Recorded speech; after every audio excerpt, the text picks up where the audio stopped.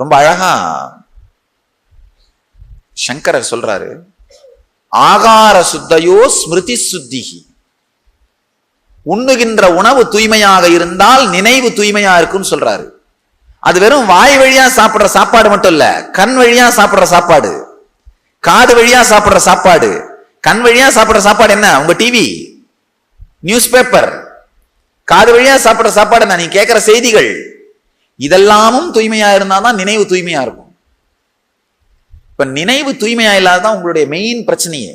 துக்க சங்கிலிக்கு காரணமே என்னன்னா, நீங்க நினைக்கலாம், நான் ஏன் சாமி என் லைஃப்ல வர துக்கத்தை மட்டும் திரும்ப திரும்ப நினைச்சுக்கிட்டே இருக்கிறேன்? ஒரு நல்ல விஷயம் நடந்துருச்சுன்னா அரை மணி நேரத்துல என்ன பண்றீங்க? விடு, இப்படிதான் லைஃப், அரை மணி நேரத்துல மறந்துடுறீங்க. ஆனா ஒரு கெட்ட விஷயம் நடந்தா நீங்க அதை மறந்து டைஜஸ்ட் பண்றதுக்கு எத்தனை நாள் ஆகுது? 4 நாள் இந்த ஏரியா முழுக்க ஹெவியா இருக்கும். பாத்திருக்கீங்களா?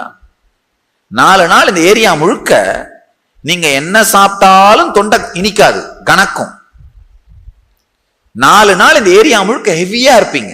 காரணம், இந்த நெகட்டிவ் சம்ஸ்காரங்களையே உள்வாங்கிற மென்டல் டெண்டன்சி, இந்த நெகட்டிவ் சம்ஸ்காரங்களையே உள்வாங்கிற மன அமைப்பு, இதையே உள்வாங்கிற மன அமைப்பு, இதையே உள்வாங்கிற மென்டல் டெண்டன்சி, இந்த துக்க சங்கிலியை எலாங்கேட் பண்றதுலயே என்ஜாய் பண்ணிட்டு இருக்கிறது.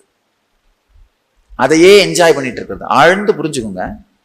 துக்க சங்கிலியை வெட்டவும் தேவையில்லை, சுகச்சங்கிலியை நீட்டவும் தேவையில்லை. உள்ள என்ன நடந்துட்டு இருக்கோ அதை பார்த்தீங்கன்னாலே போதும், விடுதலை ஆயிடுவீங்க. ஏன்னா துக்கச்சங்கிலி அங்க இல்ல, இருந்தாதானே வெட்டணும். இப்ப அங்க என்ன இருக்குன்னு பார்த்தீங்கனாலே என்ன ஆவீங்க? துக்கச்சங்கிலி இல்லைன்னு தெரிஞ்சுப்பீங்க. இல்லாத துக்கச்சங்கிலியை இருக்கிறதா நினைச்சு அதை வெட்டுறதுக்கு நீங்க பண்ற முயற்சி ஜெயிக்குமா? ஜெயிக்காது.